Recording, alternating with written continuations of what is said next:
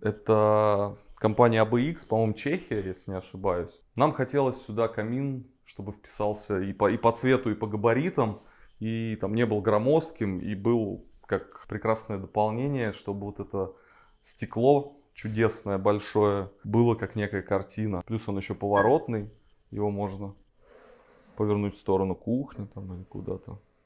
И совет не брать очень мощный камин. Сейчас там все заложено. Мы используем руфы и нашли производство, где делают дубовые всякие штуки, и забираем у них обрезки дубовые. Вот такой закладки хватает на то, чтобы банально прогреть этот дом.